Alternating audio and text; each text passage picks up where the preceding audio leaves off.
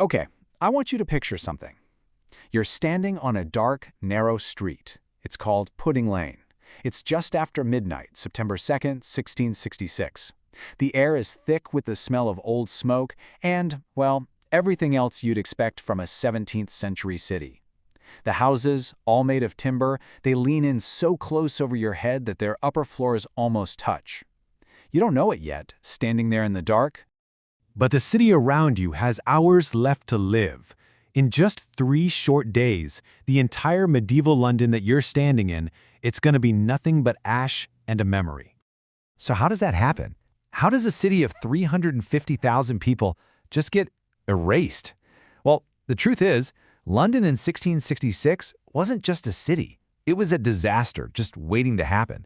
It was, in every sense of the word, a tinderbox. And that term, tinderbox city, that's not an exaggeration at all. I mean, the very way London was built, the materials they used, it was a powder keg, and it only needed a single spark. Let's break down why.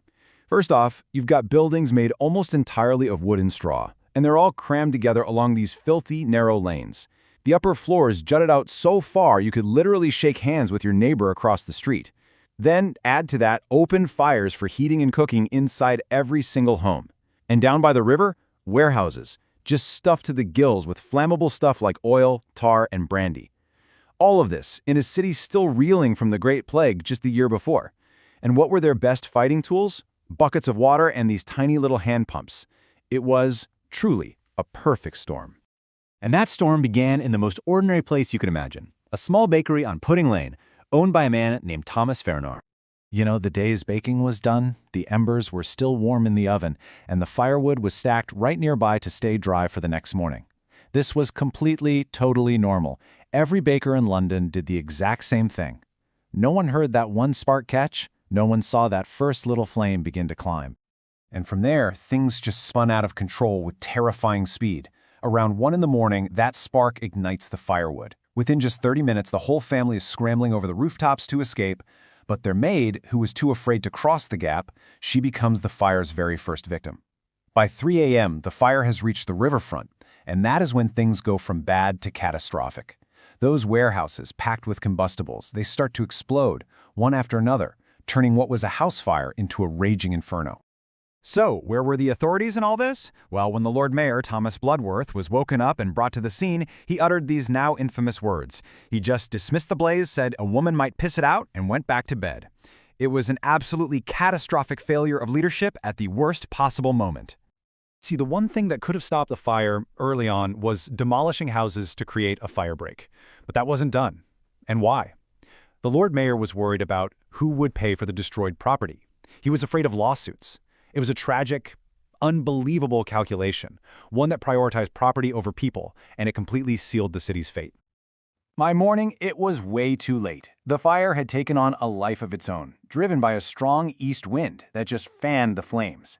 This was no longer a neighborhood problem. It was a citywide disaster, and London was being eaten alive. And in all this chaos, the city just fractured along the lines of wealth. The rich, they hired carts at massively inflated prices to save their valuables. The famous diarist Samuel Pepys literally buried his expensive wine and cheese in his garden to save it. But the poor, they could only carry what they could hold. They fled with nothing but maybe a blanket or a child in their arms, their entire lives reduced to a single bundle. As the fire just kept spreading, people were desperately looking for a safe haven, and many of them turned to the massive stone structure of old St. Paul's Cathedral. I mean, it seemed indestructible. It was stone.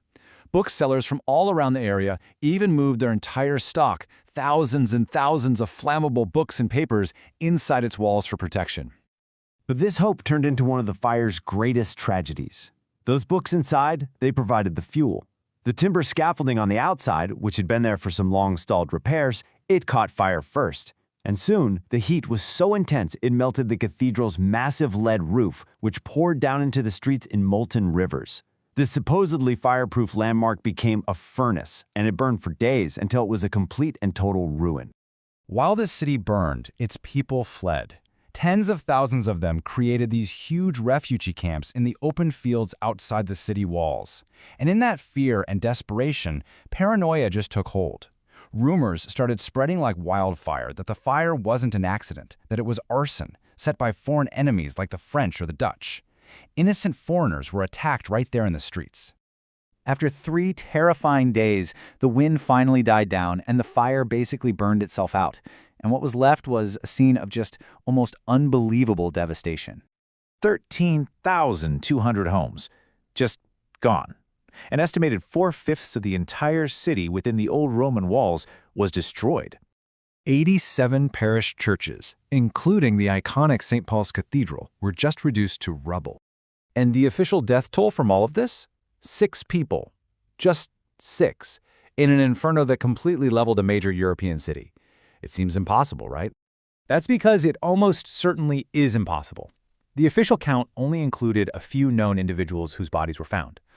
So this raises the haunting question: how many people really died in the Great Fire? Well, the simple, sad answer is that the official records didn't account for the poor. They didn't count the homeless or the residents of all the cramped tenements or religious minorities. And the heat of the fire was so intense it could have easily cremated bodies, just leaving no trace behind. The true death toll is likely in the hundreds, maybe even thousands, all of their stories lost to the flames. So in just 3 days, a single spark from a baker's oven erased medieval London from the map.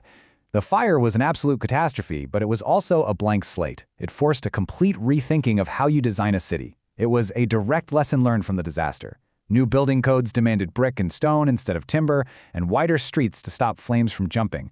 The old medieval maze was gone, but from its ashes, the foundation of a new, more resilient London was finally laid.